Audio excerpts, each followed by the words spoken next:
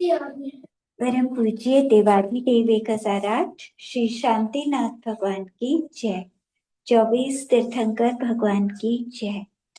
मंगलम भगवान वीरो मंगलम गौतमोगणी मंगलम कुंद कुंदार्यो जैन धर्मोस्त मंगलम सर्वमंगल मांगल्यम सर्व कल्याण कारकम प्रधानम सर्व धर्माणां जैनम जयतु शासनम जैनम जयतु शासनम। प्रामाणिक कहानियां हम पढ़ रहे हैं प्रवान सागर महाराज जी के द्वारा लिखी हुई। आज की पहली कहानी है बेजुबान है बेजान नहीं। भगवान महावीर के जीवन काल में एक काल सौक्रिक नाम का कसाई था।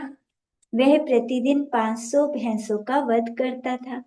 उसका इकलौता पुत्र था सुलस। काल सौक्रिक जितना क्रूर था, सुलस उतना ही दयावान था। काल सौक्रिक सुलस को हिंसा के कर्म में लगाने की जितनी कोशिश करता था, सुलस की आत्मा उतनी ही करुणाशील होती जाती। वो और ज्यादा करुणा करता।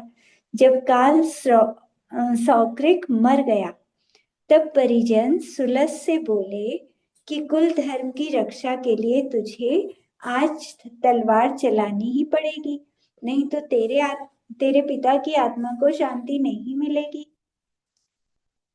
तो उसके हाथ में तलवार थमाई गई और सामने एक भैंसा बांध दिया।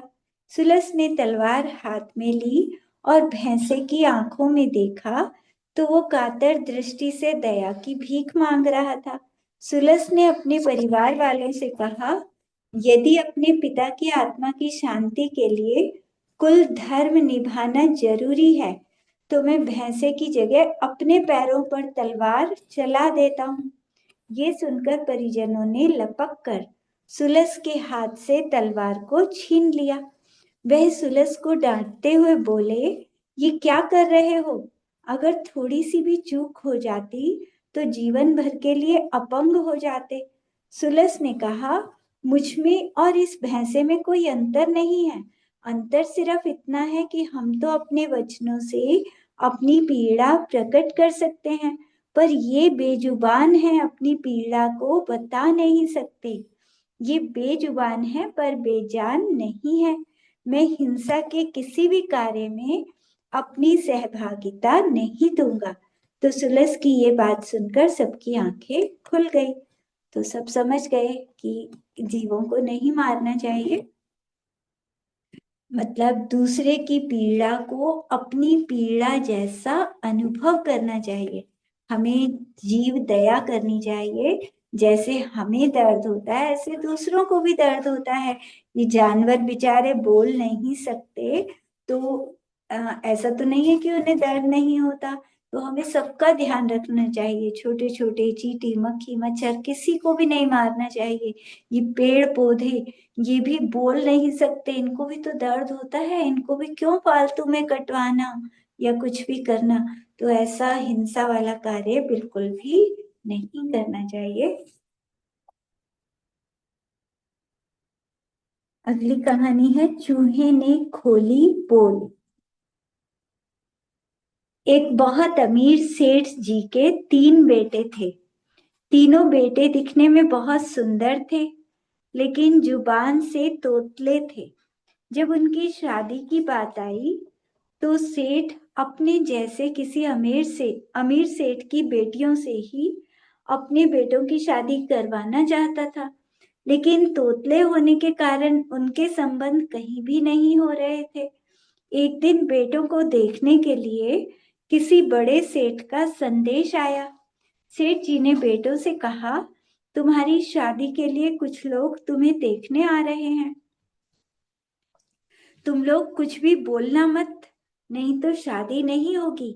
कोई कुछ पूछे तो भी चुप रहना। तीनों बेटों को बहुत ज्यादा बोलने की आदत थी। मेहमान आए तो उन्हें कुछ मिठाई परोसी गई। मिठाई का जरा सा चूरा जमीन पर गिर गया। इतने में एक चूहा वहां आ गया और मिठाई खाने लगा। उसे देखकर एक लड़का बोला, देखो देखो चूहा मिठाई थाला है, मतलब वो अपनी तोतली आवाज में उसने बोल दिया। दूसरा बोला टुप टुप टुप, तीसरा बोला हम तो टुपई टुप हैं। मतलब दूसरा कह रहा था चुप चुप चुप बोलना नहीं, तीसरा कहता है हम तो चुप ही हैं। तो लड़कों को इस तरह बोलते हुए देखकर सेठ जी की असलियत लड़की वालों को पता लग गई। तो वो बोले आपके तो तीनों ही लड़के तोतले हैं, आपने हमको पहले क्यों नहीं बताया, हमें बेवकूफ समझा था क्या आपने। और वो वहां से चले गए। तो यहाँ पे क्या समझना है कि यदि आप अपनी असलियत को सही तरीके से प्रकट कर दो तो सहज बात होगी, छुपाना क्यों, पहले ही बता देना चाहिए था। तो आपने उसमें कृत्रिमता या बनावटीपन रखा, तो आज नहीं तो कल पोल तो खुल ही जाएगी। अगर धोखे से शादी कर भी देते तो बाद में अपमान होता। तो इसीलिए किसी को धोखा क्यों देना, जैसा है वैसा बताएं। तो अभिमानी व्यक्ति उल्टे रास्ते पर चलता है, लेकिन जो नम्र व्यक्ति होता है वो सही रास्ते पर चलता है, जो चीज जैसी है वैसी बताता है। अगली कहानी है भुगतना तो पड़ेगा। भगवान महावीर के प्रधान श्रोता राजा सैनिक को जब पता चला कि उनको नरक जाना पड़ेगा, मतलब उनको पहले ये तो पता था कि मैं तीर्थंकर बनूंगा, तो वो बड़े प्रसन्न रहते थे कि मैं अगली चौबीसी में तीर्थंकर बनूंगा, पहला तीर्थंकर बनूंगा। पूरे समूह शरण में ये बात सबको पता थी। और जिस दिन ये पता लगा कि वाणी में आया, मतलब क्या हुआ था कि वहां पर सब व्रत नियम ले रहे थे, और राजा सैनिक ने सोचा कि सब तो व्रत नियम ले रहे हैं, मेरा मन क्यों नहीं कर रहा व्रत नियम लेने का, मैं कोई व्रत नियम क्यों नहीं ले पा रहा। तो वो जब पूछता है गौतम गंधर से, तो मतलब कहता है कि भगवान मैं क्यों नहीं ले पा रहा व्रत। तब वो कहते हैं कि तुम्हारा नरक आयु का बंद हो चुका है, इसीलिए तुम व्रत नहीं ले पा रहे, क्योंकि व्रत जो लेता है वो नरक में जाता नहीं है। तो अब उनको बड़ा दुख हुआ कि अरे, मतलब शर्म भी आई अपने ऊपर कि मुझे तो तीर्थंकर बनना है और मैं नरक में जाऊंगा। तो वो कहता है कि भगवान के चरणों में कहता है कि मुझे नरक जाने से बचा लीजिए। तो भगवान कहते हैं कि तुम्हें गति के बंध से नरक तो जाना ही होगा, वायु बन चुकी है, वो तो जाना ही पड़ेगा। राजा ने कहा कोई तो रास्ता बता दीजिए जिससे मैं नरक जाने से बच जाऊं। तो भगवान ने उन्हें तीन उपाय बताए। पहला, कि तुम्हारी दादी आज तक मेरे दर्शन करने नहीं आई, तुम उन्हें दर्शन के लिए लेकर आओ।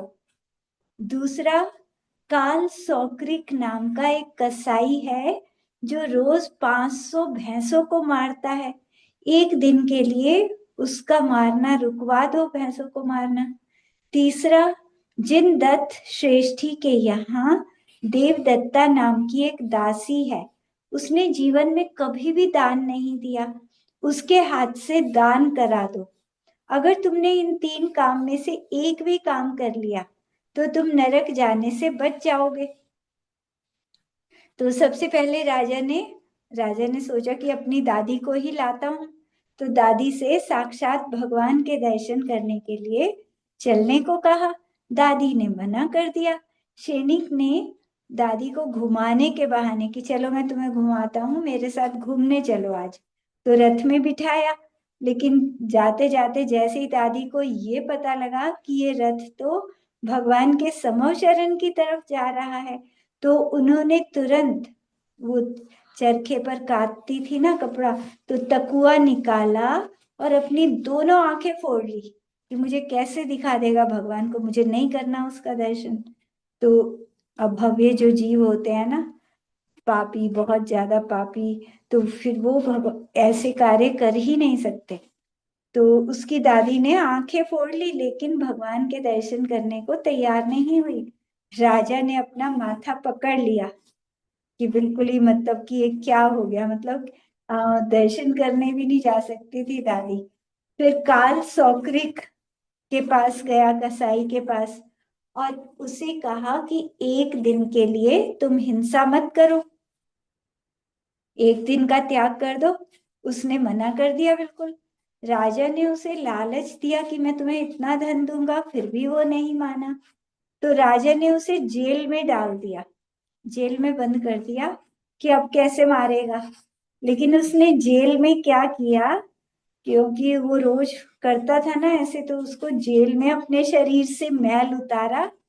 मैल उतार के उसकी बत्तियां बना बनाकर 500 भैंसों के आकार की वो बना ली और उनको मार दिया। अब राजा, मतलब राजा फिर तीसरी जगह गया। एक भिक्षुक को देवदत्ता के पास लेकर गए और उसे कहा कि इसको दान कर दो कुछ। बहुत कहने पर देवदत्ता ने दान देते हुए कहा कि ये जो मैं दे रही हूँ ये श्रेष्ठी जिनदत्त का है, मेरा नहीं है, मैं किसी को दान नहीं देती। तब राजा बहुत दुखी हुआ कि मुझे नरक जाना ही पड़ेगा, ये तो तीनों में से एक भी काम नहीं कर पाया मैं। तो अब राजा को समझ आ गया, राजा सैनिक को, कि जो कर्म बंध जाते हैं वो बिना भोगे नष्ट नहीं होते। तो नरक का कर्म बंध गया तो मुझे जाना ही पड़ेगा एक बार तो वहां। तो आयु का बंध जब हो जाता है ना, तो उसको कोई भी नहीं बदल। हाँ, हाँ। तो आयु का बंध यदि एक बार हो जाए तो फिर जाना ही पड़ेगा। नरक आयु बंध गई है तो कोई रोक नहीं सकता वहां जाने से। कुछ भी कर लो, ऐसा नहीं हो सकता कि वहां जाने से बच जाए। तो बंधे हुए कर्म बिना भोगे नष्ट नहीं होते, इसीलिए कर्म बांधने से बचो। हम गुस्सा ही क्यों करें, बहुत ध्यान रखें हर चीज में, अच्छे काम करें, पापों से बचें। ऐसा काम ही नहीं करना जिससे नरक आयु का बंध हो जाए। और कोई कर्म उदय में आ जाए तो उसे समता से भोगना है, उसमें दुखी नहीं होना। कैसे भी कर्मों का उदय आए उनमें दुखी नहीं होना चाहिए। यही जीवन का सार है।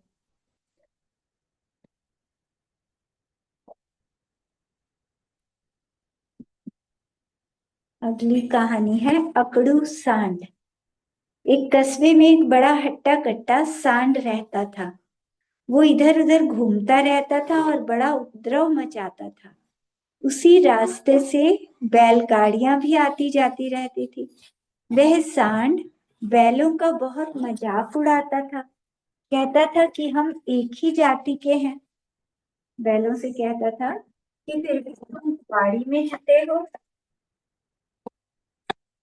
तुम तो गाड़ी में जुटे, और मुझे देखो मैं स्वच्छंद घूमता रहता हूँ, मेरा मुकाबला कोई नहीं कर सकता।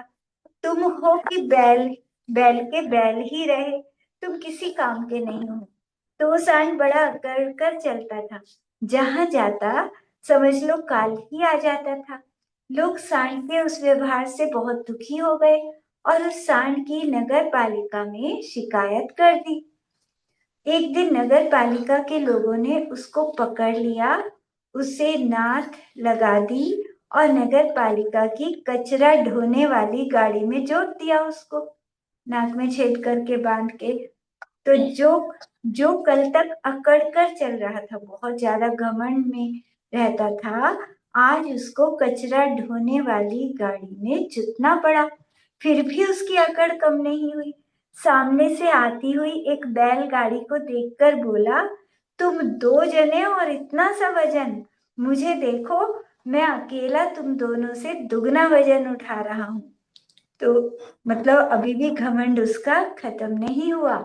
तो मनुष्यों में भी ऐसी ही तो सोच होती है, स्वयं को हर जगह महत्वशाली मानते हैं, अपनी श्रेष्ठता का घमंड करते हैं, अपने को ऊंचा रखने की कोशिश करते हैं, दूसरों को अपने से कमजोर मानते हैं, तो इसी को अहंकार कहते हैं।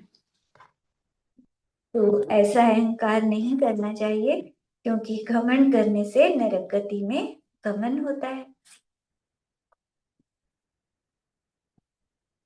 अगली कहानी का नाम है धर्म जीवन की नींव।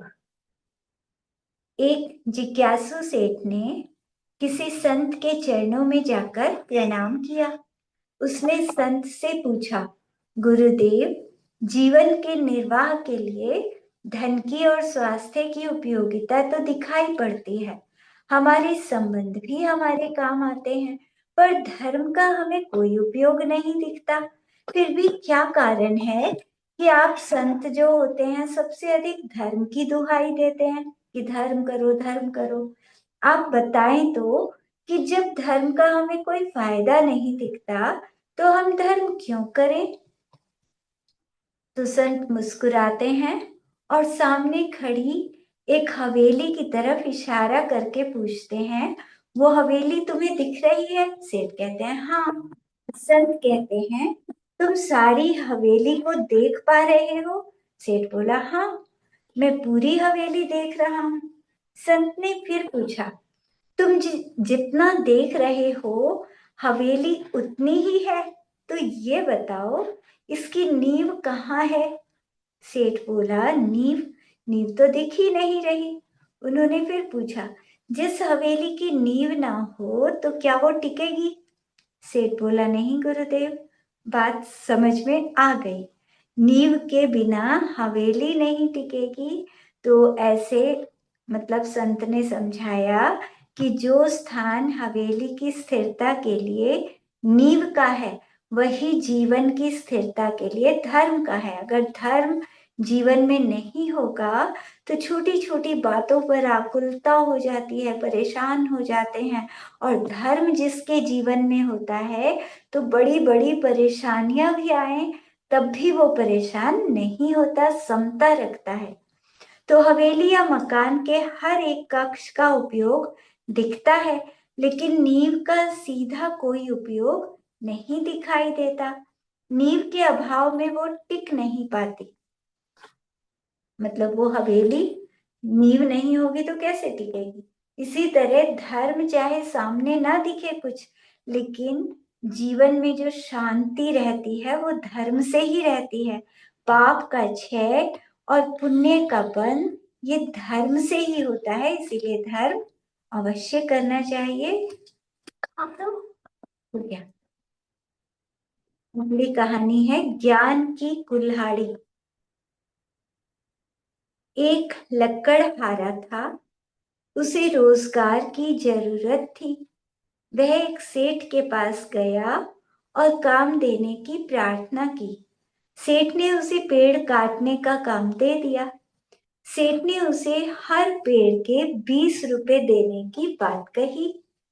पहले दिन उस लकड़हारे ने कुल्हाड़ी उठाई और 20 पेड़ 6 घंटे के अंदर काट दिए। सेठ ने उसे 400 रुपए दे दिए। लेकिन दूसरे दिन वो सिर्फ 12 पेड़ काट पाया और उसमें भी 10 घंटे लग गए। इसके कारण उसे पैसे भी कम मिले। तीसरे दिन लकड़हारा फिर गया। उस दिन 12 से 13 घंटे में सिर्फ 8 पेड़ काट पाया। चौथे दिन तो सुबह से शाम हो गई, एक पेड़ भी नहीं काट सका। वो बड़ा परेशान हुआ, सोचने लगा कि वो पेड़ क्यों नहीं काट पा रहा। इतनी मेहनत कर रहा हूँ फिर भी पेड़ क्यों नहीं कट रहा। तो सोचने लगा कि किसी ने शायद मेरे ऊपर मंत्र तंत्र कर दिया है, मेरी शक्ति को बांध दिया है। उसे परेशान देखकर सेठ ने कारण पूछा। तो लकड़हारा बोला, मैं दुगनी, 3 गुनी, 4 गुनी मेहनत कर रहा हूँ, लेकिन नतीजा नहीं मिल रहा। पता नहीं क्या हो गया है। सेठ ने उसकी कुल्हाड़ी को देखा और कहा, भाई, तूने इस कुल्हाड़ी से पेड़ तो काटे, लेकिन इसे धार तो दी ही नहीं। अब पेड़ काटे तो उसके बाद धार भी तो देनी पड़ेगी।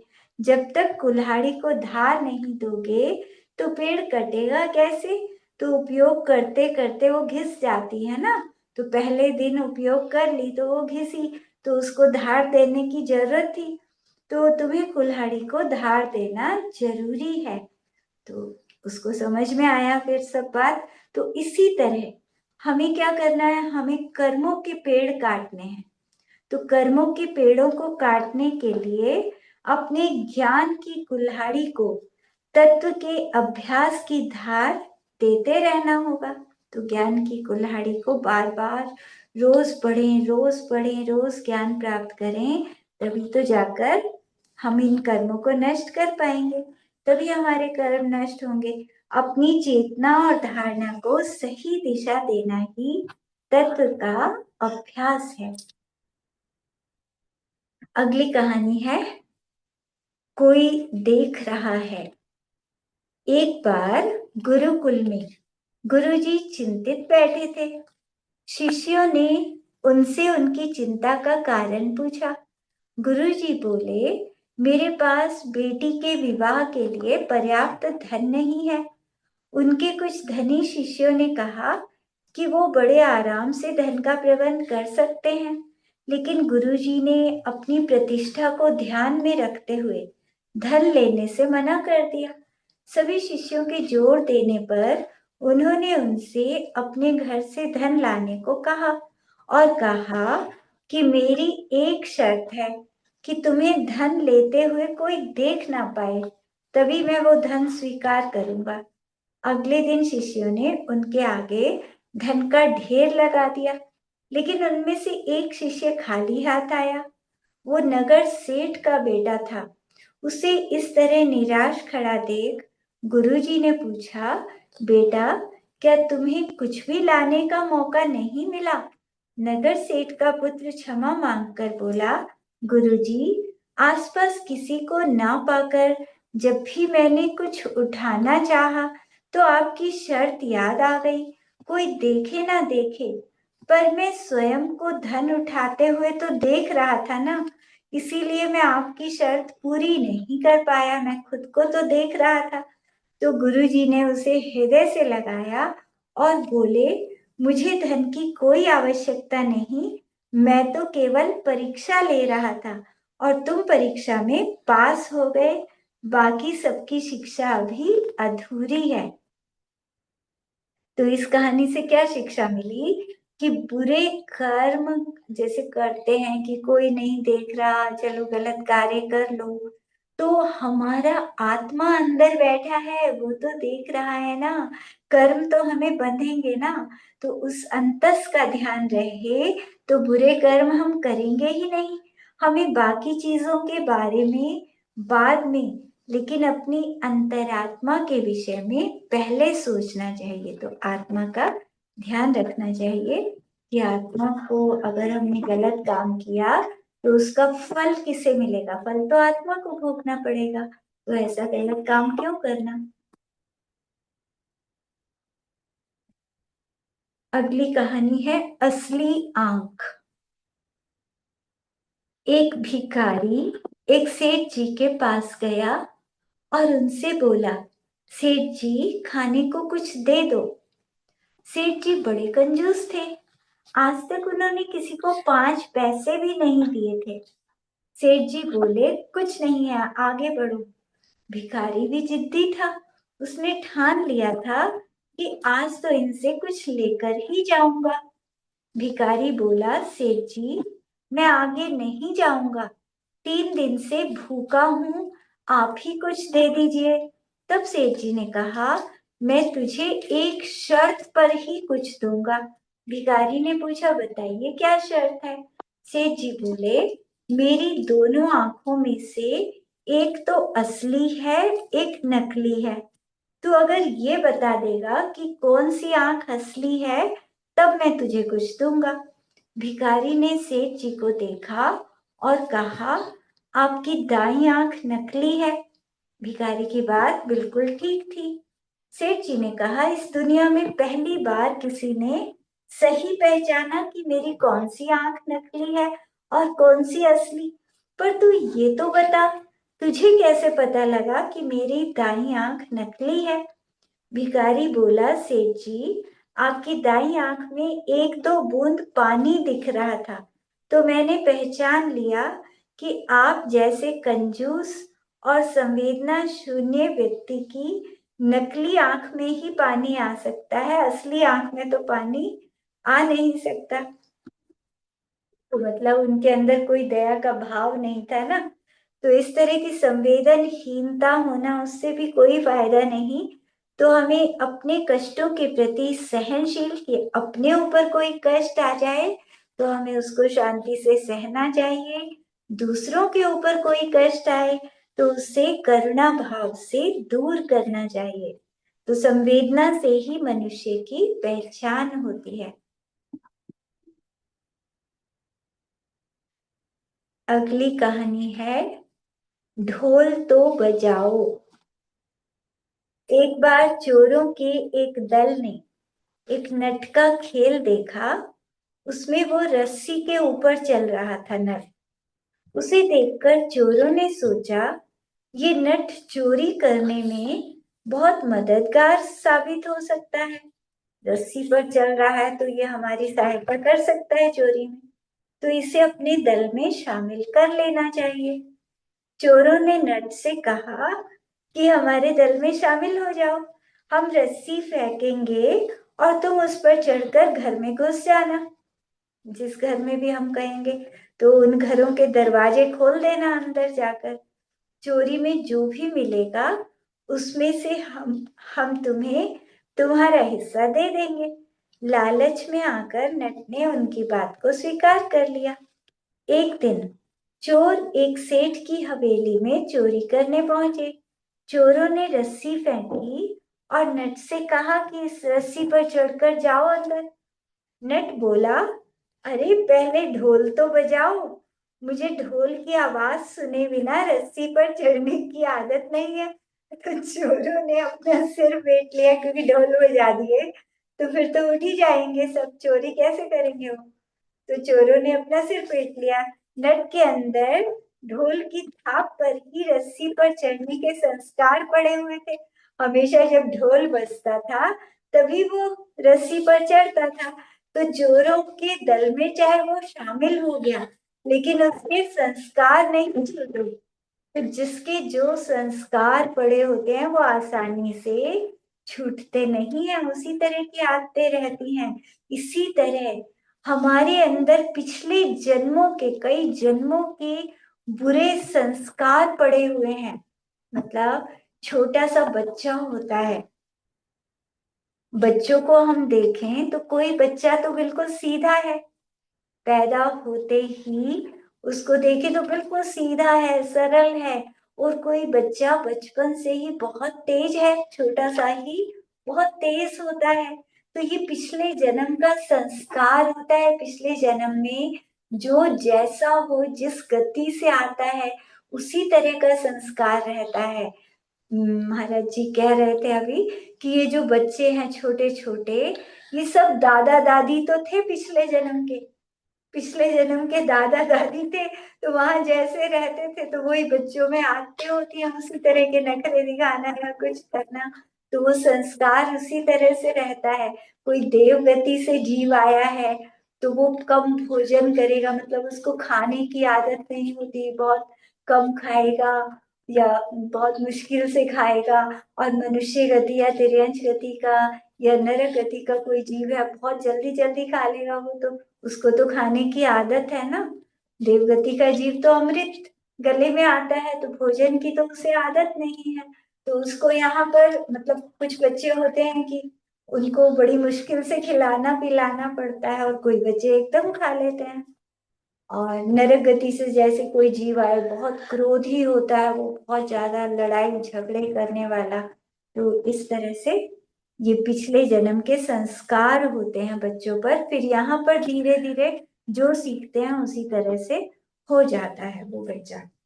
तो इसीलिए हमें बुरे संस्कारों का ध्यान रखना चाहिए कि पिछले जन्म के कोई संस्कार कभी भी प्रकट हो जाते हैं। तो हम अगर अच्छे संस्कार अंदर डालेंगे तो बुरे संस्कार धीरे धीरे छूट जाएंगे। अगली कहानी है पकड़ा गया चोर।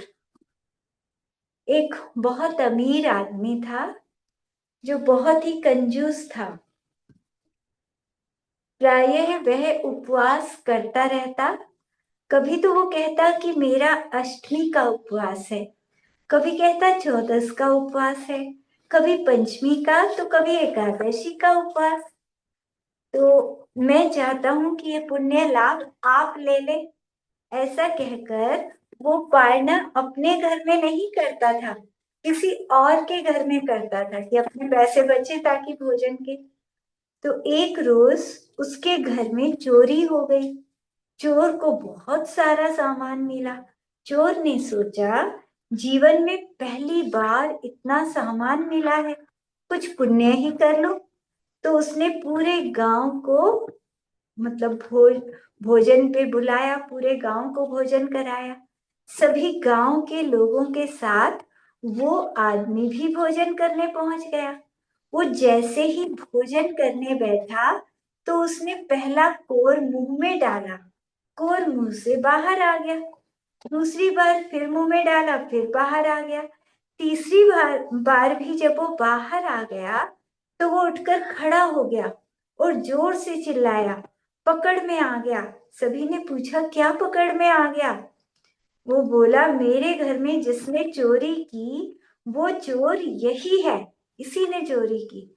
सभी लोगों ने हैरान होकर पूछा, तुम्हारे पास क्या प्रमाण है कि चोरी इसने की है? उसने कहा, आज तक मेरी कमाई का एक भी दाना मेरे गले के नीचे नहीं उतरा। तो आज कैसे उतर सकता है? मैं खा ही नहीं पा रहा, तो ये मेरी कमाई है, मेरा ही धन चोरी करके ये लाया है। तो इससे मुझे पता लग गया। तो मतलब यहाँ क्या है कि जो अपने धन का भोग नहीं करते, मतलब यहाँ हमें जो सीखना है कि उसने अपने लिए कभी खर्च नहीं किया तो चोरी हो गया ना सारा धन। तो उसी तरह से जो अपने धन का भोग नहीं करते उनकी दशा दयनीय हो जाती है।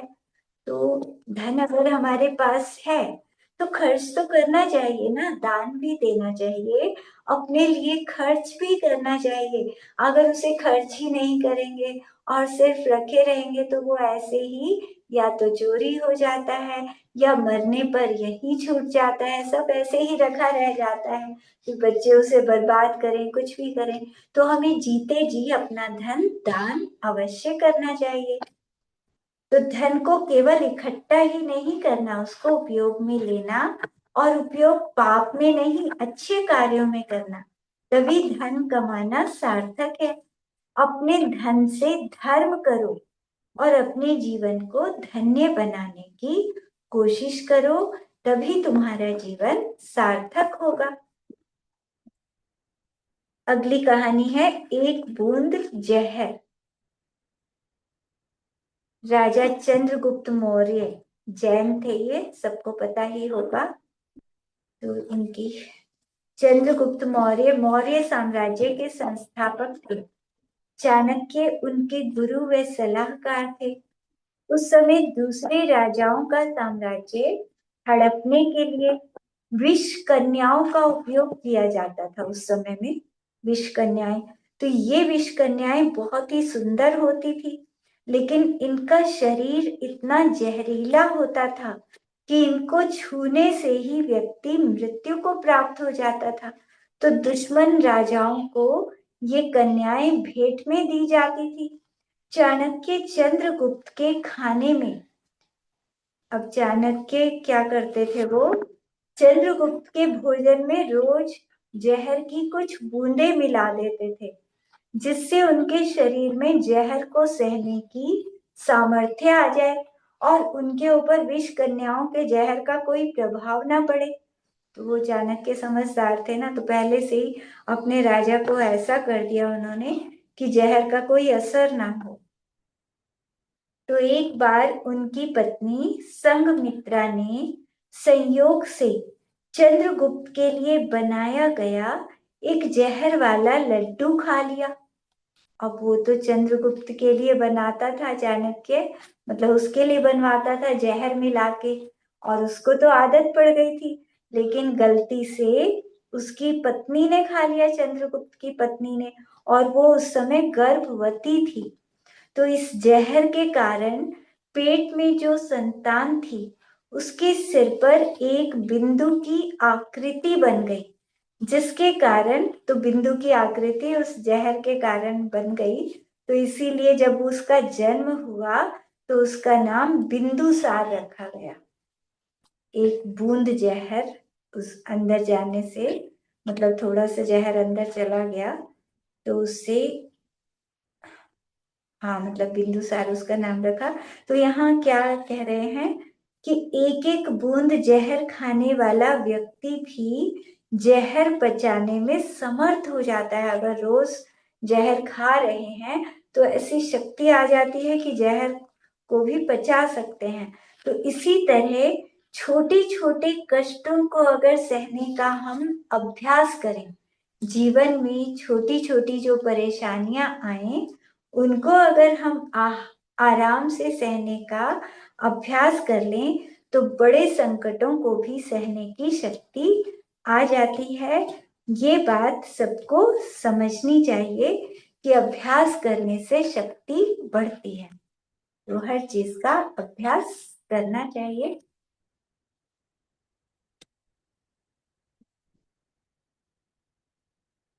अगली कहानी है अनुभवी बागबान। एक व्यक्ति ने अनार का बहुत बड़ा बाग लगाया। बाग में सैकड़ों अनार के पौधे थे। उस व्यक्ति का बेटा हार्वर्ड यूनिवर्सिटी से पढ़कर घर लौटा। बेटे ने बाग की देखरेख करने वाले माली से कहा कि आंधी तूफान से बचाने के लिए छोटे छोटे अनार के पौधों को बांस का सहारा दे दो। माली ने पूछा क्यों? तो वो लड़का बोला, अगर सहारा नहीं देंगे तो आंधी तूफान में पौधे उखड़ जाएंगे। जब उस लड़के ने बहुत जोर देकर पौधों को बांस का सहारा देने के लिए कहा तो माली मुस्कुराने लगा। माली को मुस्कुराते देखकर लड़के को बुरा लगा। उसने माली से मुस्कुराने का कारण पूछा। माली बोला, कुछ नहीं साहब, आपने जो कहा है मैं वो कर दूंगा। लड़का बोला, पहले मुझे मुस्कुराने का कारण बताओ। तब माली बोला, आप ये कहते हो कि सहारा दो, नहीं तो पौधे उखड़ जाएंगे, लेकिन मैं ये कहता हूँ कि सहारा नहीं देंगे तो दो चार पौधे उखड़ेंगे, लेकिन सहारा देने से तो सभी पौधे उखड़ जाएंगे। ये सुनकर लड़का हैरान रह गया। माली बोला, मैं हार्वर्ड यूनिवर्सिटी में नहीं पढ़ा, लेकिन मैं इन पौधों के विज्ञान को जानता हूँ। पौधों को अगर नहीं बांधेंगे तो आंधी तूफान बारिश से लड़ने की ताकत इनमें अपने आप आ जाएगी, ये अपने आप उसको सहन करेंगे। लेकिन हम इनको सुविधा देते रहेंगे तो ये पौधे अपनी शक्ति का प्रयोग नहीं करेंगे, कमजोर हो जाएंगे। इसीलिए हमें अपने बच्चों की परवरिश, बच्चों को ज्यादा सुख सुविधाएं नहीं देनी चाहिए, नहीं तो वो अपने में समर्थ कैसे हो पाएंगे। उन्हें हर परिस्थिति का सामना करने के लिए तैयार करना चाहिए कि कोई भी किसी तरह की भी परेशानी आए तो वो उसको खुद सॉल्व करने की कोशिश करें। हमें खुद भी और अपने बच्चों को भी संघर्ष करना सीखना चाहिए और सिखाना भी चाहिए। इसी से जीवन आगे बढ़ेगा। तो ये संघर्ष बहुत जरूरी है, आना चाहिए, खुद को भी आना चाहिए और बच्चों को भी सिखाना चाहिए। अगली कहानी है बोलो मगर प्यार से। कुछ समय पहले एक शहर में एक परिवार रहता था। पिता अपने बेटे से बहुत परेशान थे।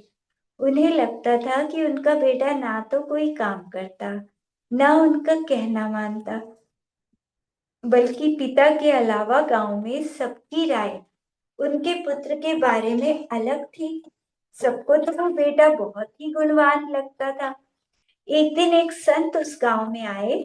सज्जन ने संत के पास जाकर अपना दुख सुनाया। संत ने बेटे को अकेले में बुलाकर पूछा कि तुम्हारे पिता तुमसे खुश क्यों नहीं है। बेटा बोला, महाराज जी, वो मुझ पर विश्वास ही नहीं करते। हर सुबह मुझे एक ही वचन सुनने को मिलता है कि तू कुछ कर नहीं सकता, तुझे काम सौंपूंगा तो धंधा चौपट हो जाएगा, किसी से काम निकलवा नहीं सकता तू। बस रोज उठते ही ऐसा बोलते हैं, उनको विश्वास ही नहीं है मुझ पर। तो वह बालक संस्कारी था इसलिए पिता के आगे कुछ बोलता नहीं था, और बात आगे ना बढ़े इसीलिए उनके सामने भी नहीं आता था।